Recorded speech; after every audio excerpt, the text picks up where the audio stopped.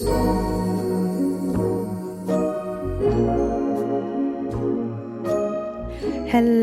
everybody. Thank you for tuning in to my podcast.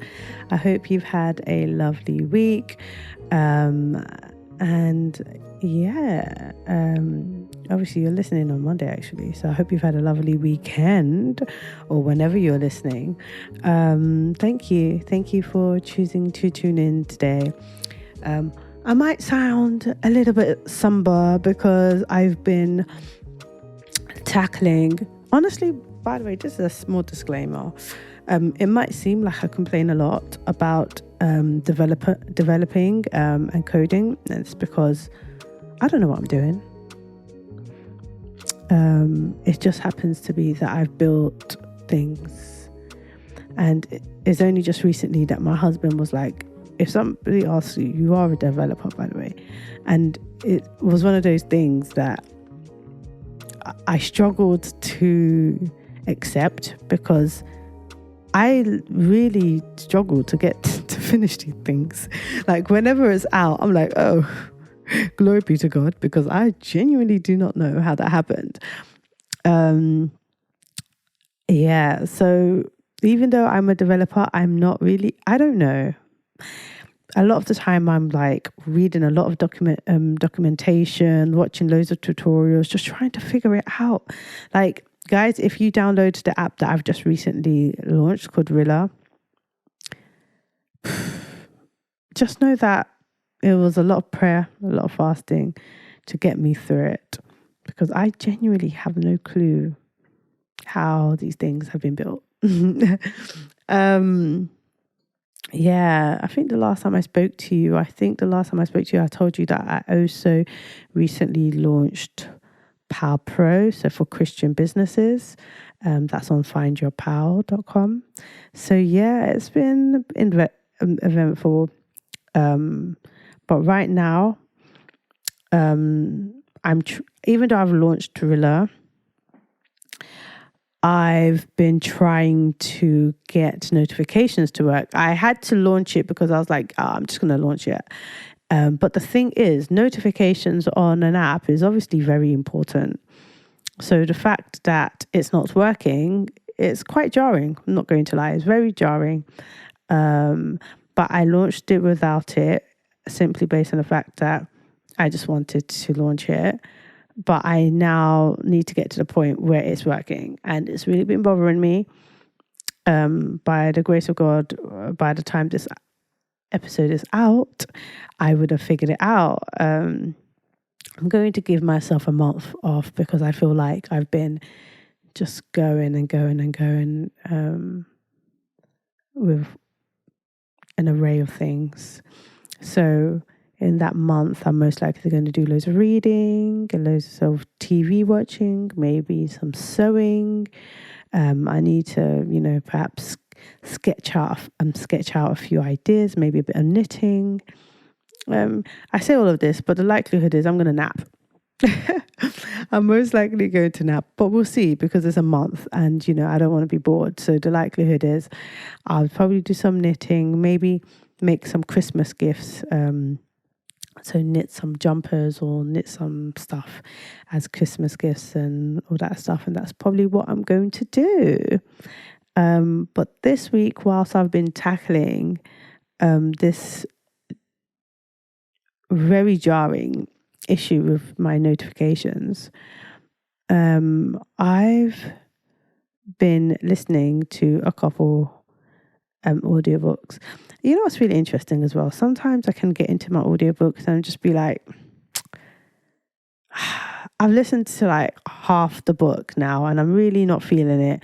Do I carry on or just let it go? And this week, oh my gosh, we had to just let it go. My husband and I were listening to this book and we're like, for somebody else, I'm sure that this would be right up their street, but it's not us at all. So I'm not going to really talk about I'm not going to name the book because, it was a bit problematic in my personal opinion. However, I really enjoyed reading a book called Leota. I say reading, but you know what I mean. Leota's Garden. Leota's Garden is basically about, I'm just going to give you a synopsis, right? Basically about an old lady who, her husband who came back from the war wasn't able to work, so she had to work, which back in the day, that was kind of like, frowned upon because she was a lady. Her children were none the wiser because her husband was pretending to go out to work and he'll be staying out in the park or drinking all day. She would work, she would give the money to her husband, and it would appear like it was her husband that was making the money, and she was saving all the money for herself and going out and drinking or whatever. But really, she wasn't drinking. She never had time to do that because she was a personal assistant, and she worked around the clock for her boss. And when she wasn't working, sorry guys, you're going to see my jacked up nail. It's another thing, guys. Usually I would make time to fix my nail, but I've been so exhausted trying to figure this stuff out, and I'm just like, because I do my own nails, so I'm like, it is what it is. But yeah, so when she's not working, she is in the garden. So her children are very resentful of this, and they grow up to be very bitter, resentful people, specifically her daughter. Her daughter grows up to be extremely resentful, extremely bitter, and has her own idea of what it is to be a mother. So she then grows up to be a very bitter lady, her daughter. Her daughter's name is Eleanor. So Leota's daughter, Eleanor, grows up to be quite a bitter lady, but very ambitious, because she's not going to work really, because, in her mind, a mother's supposed to be at home with her children. So she marries all these very successful men. So the first husband left her because she was bitter. Second husband left her because she was bitter. Third husband knew how to kind of control her. But they were all very successful, and she just stayed at home planning all her kids' lives, right? I say all her kids, she got 2. So basically she, mapped out every single one of their, the type of extracurricular activities that they were going to engage in, the instruments that they were going to engage in, the languages, and then what university that they were going to go to. And in her mind, that was what a good mother does. Not encourage them to pursue their own personal dreams and visions for themselves, but to follow a solid plan that was mapped out for them from the moment they were born. So basically, her and her children see her, Eleanor's children see how she is with her mother. They see how she's quite mean to her, and she's quite bitter, and she blames her mother for being a useless mother and a deadbeat mother. Basically says that, all she did was go to work and she never had time for her kids. But she didn't know the truth behind the story. So she spends her whole entire life angry at her mother. Her mother ends up, so she has children. So obviously Eleanor has children, and her daughter decides that she's going to, because her daughter decides to pursue art instead of the plan that her mother had for her. So she goes, "You're just like my mother, doing what you want and not caring about anybody else." So her daughter decides to go and discover her grandmother for herself, because they've been estranged from from her grandmother. She finds out that her grandmother is this lovely old lady, 85 years old. She's very old. The garden has gone to disarray. So one of the things that they do when they spend time together is she's rebuilding the garden and just learning more about Leota, her grandmother, and to find out, she found out the truth behind it, because her mother, Eleanor, never asked her mother what, was happening. And she found out that her grandmother wasn't necessarily a deadbeat. Her grandmother was working because the family needed money, basically, and, needed to survive. So she builds a really beautiful relationship with her grandmother, and she pursues art, and does really well with her art. Actually, her art sells and all that type of stuff. And her mother is kind of resentful. One of the things that really stood out to me in this book is that her daughter Annie decided that she was going to have Thanksgiving and Christmas with her grandmother Leota, and obviously they're estranged. So Eleanor doesn't really want to do that. So because nobody else is going to be with her, everybody else has decided that they're also going to go to Leota's house. And Annie is cooking. Annie cooks, and Eleanor's of this belief that Annie can't cook. So she was like, I don't know why you're going, blah, blah, blah. Annie can't cook. And Annie ends up throwing this amazing dinner. The turkey's moist and flavorful, and all of the food, everything's lovely. So her mother then offers to clean. And she throws away all the leftovers, which everybody knows is the most blasphemous thing you can ever do when it comes to, any type of Christmas dinner or anything like that. The leftovers can last most of the time for at least a week. Depending on what type of family you have, you might cook loads and you might end up having 2 weeks worth of food. You definitely do not throw it away. So you can make sandwiches. You can use the turkey for fried rice. Anyways, so when Annie goes to the kitchen to discover that all the food has been chucked in the bin, she's fuming, and rightly so. So she comes out and she's really angry with her mother, and her mother's very smug because really her mother's jealous of the fact that her daughter was able to throw this amazing meal. So anyways, her mother, Leota, end up so in a nutshell, so basically Annie ends up telling her mother the truth. Then Eleanor ends up feeling like an idiot because she's been angry at her mother all these years. And not only that, they've just been waiting for their mother to die. And when I mean I'm talking about Eleanor and her brother, Ben. I don't know, I can't remember his name. So they've just been waiting for their mother to die so that they can sell the house. And Ben's in quite a lot of debt. I'm using Ben as a placeholder because I can't remember his name. He's in quite a lot of debt, so he just wants the house so that they can sell the house and clear his debt.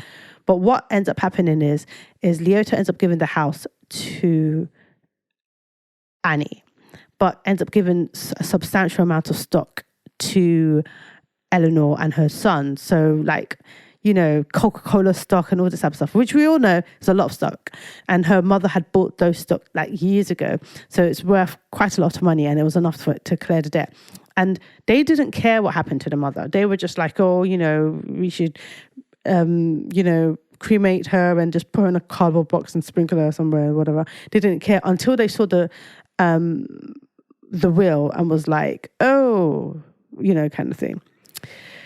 Anyways, really sad, but the book really depicts bitterness and unforgiveness really well, and how the bitterness kind of seeped into her personality and just corrupted her being as a person, just made her this unbearable person.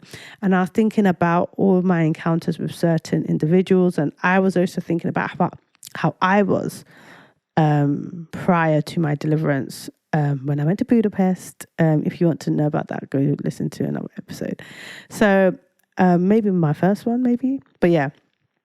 So I was thinking about how important character is, and how soft your heart is, and it just made me grateful that God has delivered me, because you can literally just walk around angry at everything, angry at life, and blame everyone for your misgivings or for for the mistakes that you've made. You blame everyone because it's not your fault, it's their fault, and it's because they didn't do this, or it's because that didn't happen, it's because this didn't happen.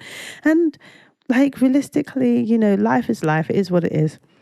And sometimes some really, really bad things happen. And sometimes some things happen that are quite minor, and you perhaps look at it in quite a large, big way because you're angry. You might interpret things in a different way because you're angry and bitter.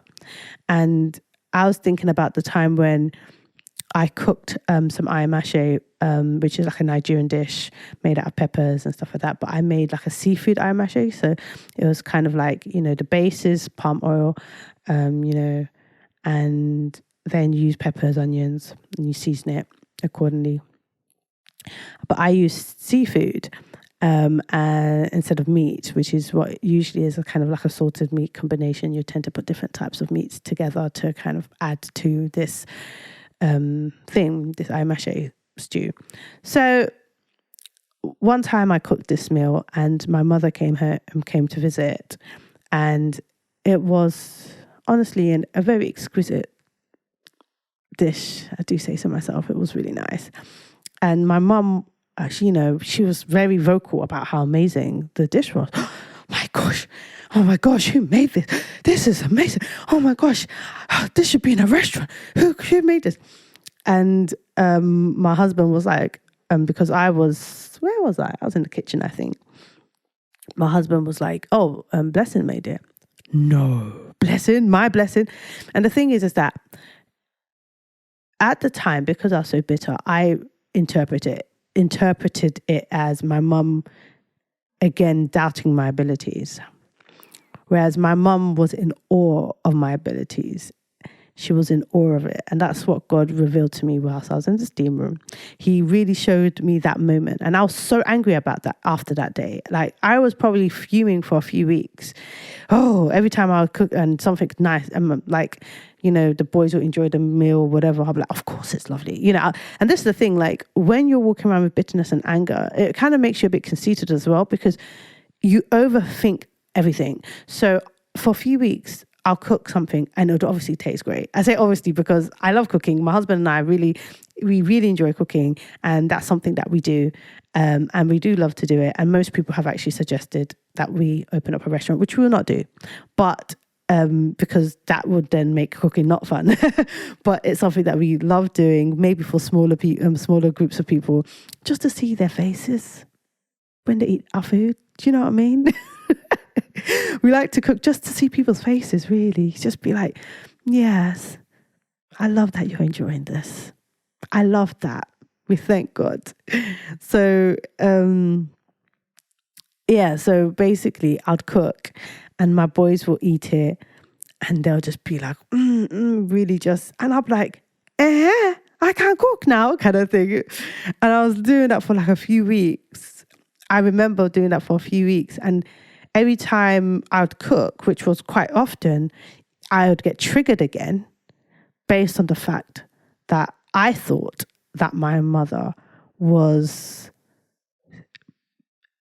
somehow doubting my abilities instead of the reality of the matter, which was her being in awe of the abilities. So,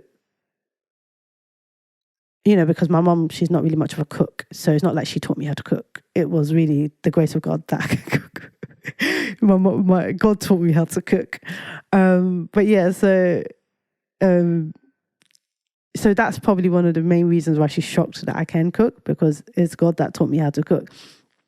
But yeah, so I was really triggered and I was walking around angry for ages because of that. And I found myself getting angrier and angrier.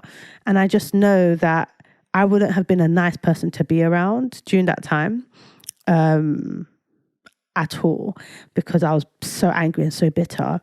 And I was just listening to this book and it felt like I was thinking it was kind of like I was listening to it and I was thinking, I wonder if that's how I was.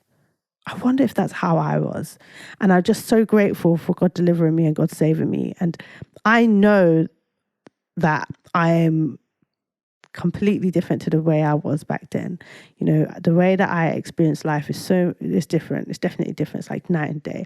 Like the way that I see people before, I feel like I'm the type of person, I was the type of person that would kind of assume that somebody was wicked and bad before they proved that they were good, instead of expecting people to be good until they prove you otherwise.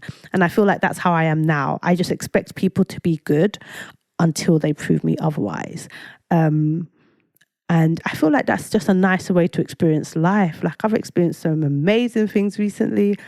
Yesterday, my kids, at my kids' school, the receptionist gave me a plant.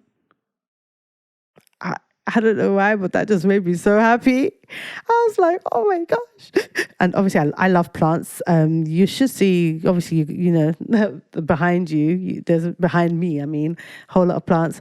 I was looking at one of her plants. She had a spider plant and there was loads of babies coming off the plant. And I was like, oh my gosh, your spider plant is thriving. Look how beautiful it is. And I wasn't basically saying, give me a cutting, but she was like, oh, would you like one? I've already got some in water. I was like, really? And then she brought out like a thriving cutting. And I as soon as I got home, I put it in the pot, soil and everything. And I was like, oh. And I was just so happy all day. And the thing is that I know that prior to my deliverance, I would have been mean muggy and I would have been just walking around with an angry face. I wouldn't have been as talky, as like talkative. I wouldn't have been as receptive to like, you know, the relationship that myself and this receptionist has, you know, she's not the receptionist. She's, you know, the PA of the principal, but she's just a fabulous human being, and we've built such a great rapport, and I just love it. And normally I wouldn't have allowed myself to build such a relationship because I know I was quite standoffish because I just didn't trust people. I don't trust people, and it's not for any particular reason other than the fact that I just felt like I just expected people to hurt me. And glory be to God that I've been delivered and I get to experience the world in a nicer way. And yeah, there are bad people out there, but we shouldn't assume that every single person is bad. One of the things that I'm grateful for is that God has blessed my family and I to be in a nice neighborhood. The kids go to a nice school. I have nothing to complain about. Things are good. Life is good. And it's not like I'm in a dangerous place. And there are people in the world that are in quite dangerous environments, and you have to be on guard when you're in those type of environments. But even in those environments, there are still the outliers. There are still people that are nice. Like I was watching a video, such a random video. I was definitely procrastinating because of the notification issue. And I just stumbled across this video where these guys were knocking on doors in Compton, and everybody warned them against it. They were like, you guys, 2 white guys in Compton, don't do it. This is literally what they were saying in the video. And they were knocking on doors because they wanted to offer to cook for a family in Compton. I haven't watched any of the other videos. I don't know what the point of the video was, to be honest. Like, I'm not sure if that's the thing that they do on their videos. Because I literally only watched that video until I went back to work. You know, it was like, let me watch this 22-minute video to procrastinate. And then I'll go back to work trying to figure out how to do this. So watch the video. And, you know, most people were like, no. They actually end up going to a church first. They went to church and thinking, oh, we'll probably have better luck going to church. And they spent, they went and they had, went to the service. They had a great time. And it seemed like everybody, went to church and quickly went out, so they missed their opportunity to potentially grab somebody, for them to ask to cook for them. So they had to knock on doors. And loads of people said no. They're like, why? And all that type of stuff. Because respectfully, if somebody knocks on my door and offers to come and cook, even in my nice neighborhood, is a resounding no. Because let me tell you why. Firstly, I don't know you. I don't really like people coming into my house, because the whole point was for them to cook in your house. So they were going to come inside of your house and cook. I'm very particular about the type of people I bring into my house. I don't just bring anyone into my home. There's quite a big, it's a big process before I'm like, yeah, come to my house kind of thing. And now, that I've been delivered, and my sons recently asked if they can have play dates in the house. So as you heard, you saw that side. And you heard that side for the ones that are just listening. It's something that I need to eventually get comfortable with, like the type of the people that we tend to have around for play dates are the people that we know. So the kids, the friends, our friends' kids kind of thing. But our boys, they've obviously made their own friends, and they want to have play dates, and they expect that their friends should be able to come to our house and vice versa. We don't mind going to your house. We can come to your house. But usually bringing people to our house, a little bit funny about it. I'm going to keep praying for God to, make me a bit more open about that. But the idea of somebody knocking on my door and then offering to cook, they didn't say anything else. They said, oh, we'll cook. And then most people were like, no. The family that eventually said yes, they were like, are you guys like professional gourmet cooks? Which is a valid question. And the reason why it's a valid question is because I want to know if you have a basic understanding of food hygiene and things like that. I had food hygiene training because there was a point when I actually worked with the Prince's Trust. And my husband knows food hygiene because his mother was a caterer. So we both are very much aware of food hygiene, okay? My husband's family at some point had a restaurant, okay? We understand food hygiene. I'm very, if I was to go to a restaurant or whatever, I like to look at their food hygiene ratings. I'm not gonna lie. I like to look at these things, stuff like that. So, when they were like, oh, we want to cook, and they were like, oh, okay, so what's your, are you gourmet cooks? They're like, no. But this family, incredibly trusting, were like, yeah, sure. But then they ended up contacting, the family ended up contacting the guys to say, oh, yeah, you're cooking for 10 people, there's a lot of people in this house. So they were stressed, okay? 10 people? We thought it would be like 4. So they started calling around to ask anybody who wants to help them. This, by the way, they were not trying to get an expert cook to cook. They were just looking for anybody to come and help with the cooking. They ended up getting the White House chef. This guy, bodybuilder. He's an ex-army vet. That's correct, right? Yeah. An American, proper hench, dark-skinned, guy. And then the family, initially, it's actually funny because it's like, they were like really nonchalant when these guys came in. But then as soon as the White House chef came, who's a black guy, comes in, now the kids were like hovering around the kitchen because obviously representation matters, and they're in Compton. And I'm assuming that they see a lot of bad things happening in Compton. I'm assuming, I don't know. So it was nice to see somebody. They were like, this guy who's a chef, he said that he cooked for 4 presidents.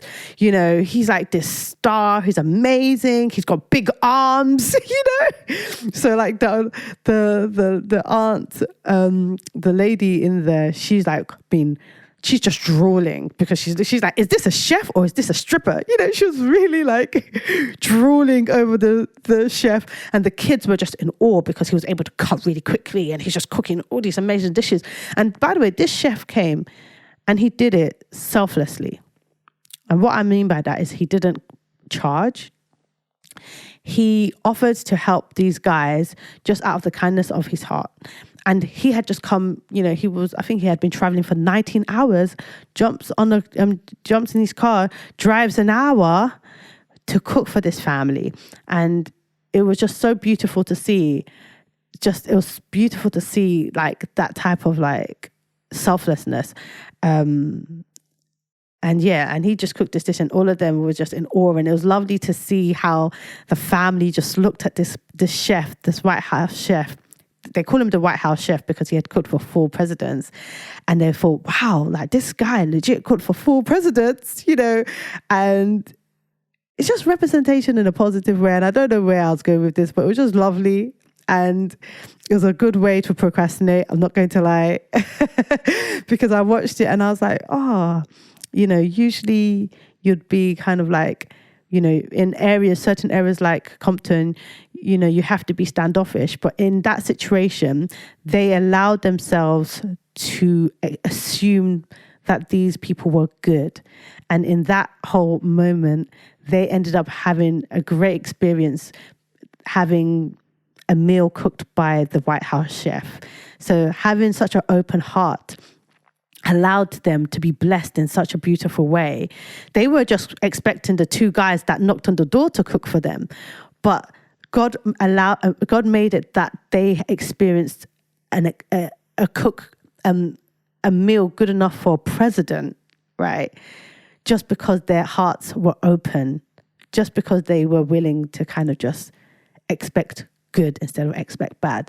So yeah, like I just found that beautiful, and I was just thinking that's like watching that was quite deep for me, because I was like, I think I see things in a different way these days anyways. Like I always see like, what's the message that this is giving me? What's the message? And it was the message that I saw that I received watching that was that sometimes just having an open heart can allow you to experience something that's so great, so beautiful, just having a soft, open heart. And they were in Compton and they could have been standoffish for obvious reasons, but they were like, yeah, come cook for us, come to our house, yeah.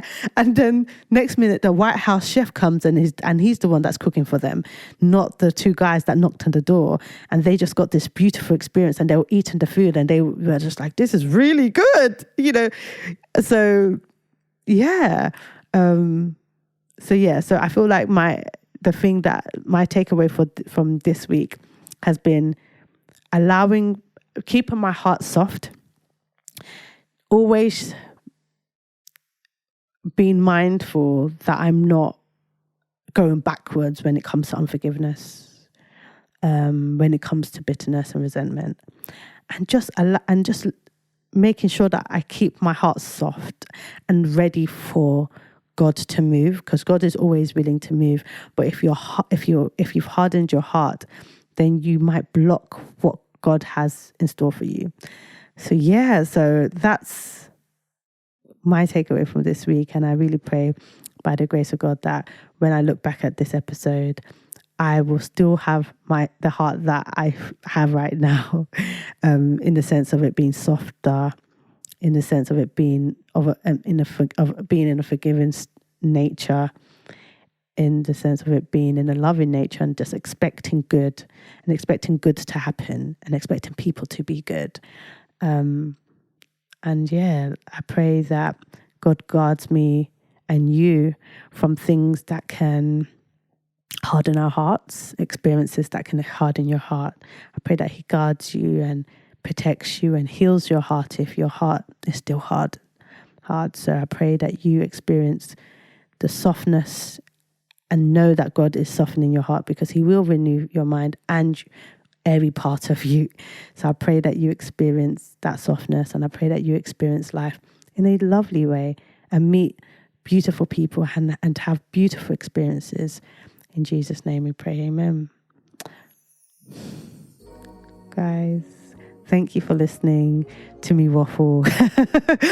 And yeah, by the grace of God, I would have finished the notifications by the next episode. So keep praying for me, guys.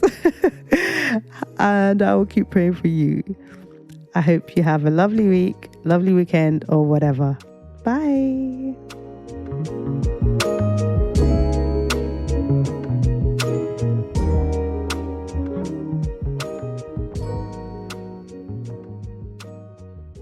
Is a plant in the shop?